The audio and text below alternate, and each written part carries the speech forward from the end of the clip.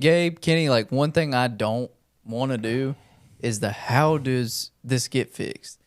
We've done this ad nauseum over the last several weeks. I don't want to do it again because it doesn't matter. Like it genuinely, like, it doesn't matter. Well, we know what fixes it, like, at least in like a meaningful way on the floor. I don't know, but maybe I don't know if there's chemistry issues anymore. He tried to wave those off at this last press availability. Yeah, and then it's just like, who knows what gets thrown out in the next game anyway. So what's the point in sitting here saying this is how you fix it? Shorten the rotation. Okay, bam, go.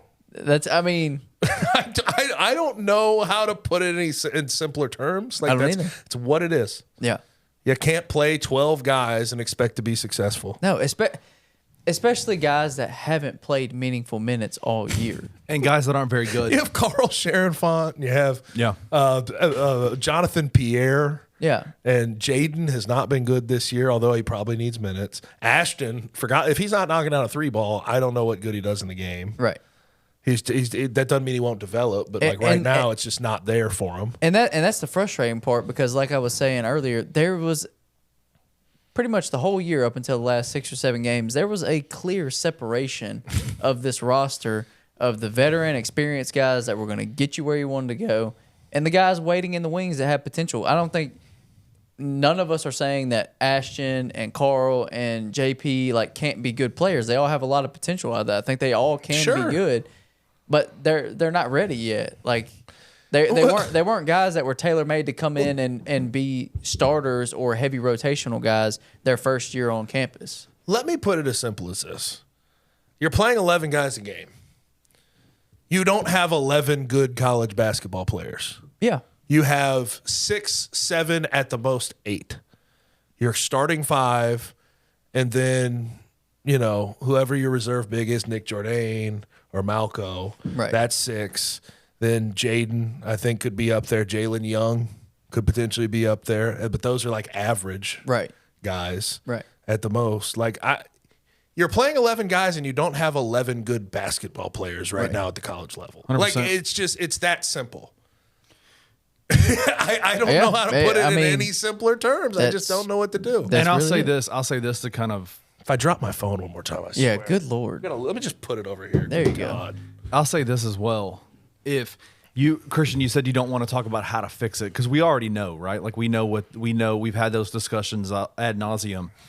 I'm going to make a prediction that I don't think is a hot take. Okay.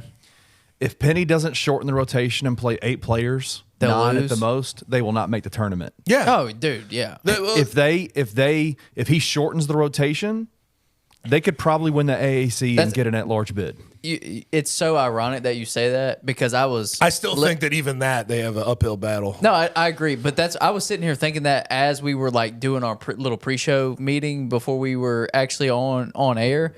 I was sitting here thinking, this team is going to be a roller coaster the rest of the year, and they're going to go to that freaking conference tournament, and they're going to roll everybody.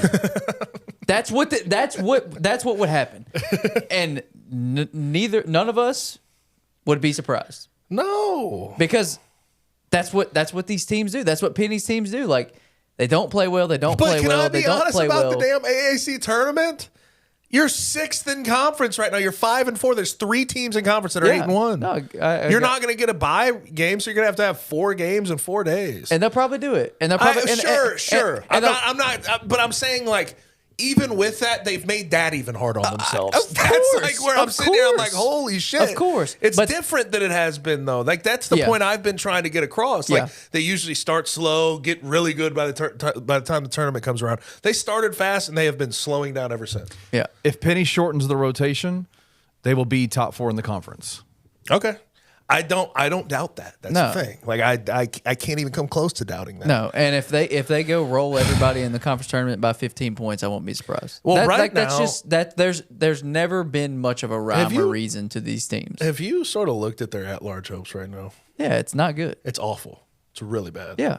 Now they're going to have a couple of quad 1 opportunities, SMU, FAU twice. And then North Texas will be a pretty solid opportunity On the road, I think quad 2. Quad 2, yeah. But Bart Torvik, who has not been high on Memphis like all year, and you sort of realize on the back end, damn, maybe he was projecting a little bit, and he sort of saw what was coming. Right. To get an at-large bid to the NCAA tournament in 2024, the Memphis Tigers, according to his calculation and his metrics, they have a 0.3% chance of getting an at-large bid to the NCAA tournament. That's insane. That is absolutely insane. A 0.3% 0.3% chance. I mean, it's honestly not that shocking, though, because here's the thing. People have been trying with this last 10. Obviously, they're 1-0 in this last 10 because they beat Wichita State. People were saying 8-2, 9-1, 10-0. 10-0 would handle it. But that's shit. That's that would about be it. 3 quad 1 wins. Right. Dude, you'd be 3-0 on the quad 1. You should, that's hard to do. Right. The percentage chance of that happening seems very low right now. But even when people said 9-1, about 0.3. yeah, when people said 9-1, when people said 8-2, I was still sitting here like, okay, let's say they go 9-1, they beat FAU twice, and they were to win that other game against SMU. If they lost at Temple, if they lost to Charlotte, if they lost at ECU, they still wouldn't get an at-large bid because that loss would weigh so large on the damn resume. Yeah. Like these other ones that they've taken. They have a quad 4 loss on the damn on the cards right now. Yeah. You can't afford another one. No, absolutely not. So it's like it depends. It's just threading the needle the rest of the way. That's why it's a 0.3% chance according to Bart Torvik. Yeah, that's nuts, isn't it? That is rough. That's That nuts. is extremely rough, especially with the mountaintop that Memphis was sitting on not that long ago. And again, like you can be positive. I'm not going to tell you not to be positive. It's just hard. I'm just in a space where I am just going to be hesitant to believe Penny Hardaway is going to make the change he needs to make to actually get this team going the right direction. Okay, Because Gabe. I think it does come down to him, right? Like, can we agree on that? sure, It comes down to him on his rotations and how he wants handles to it. handle the rest of this team.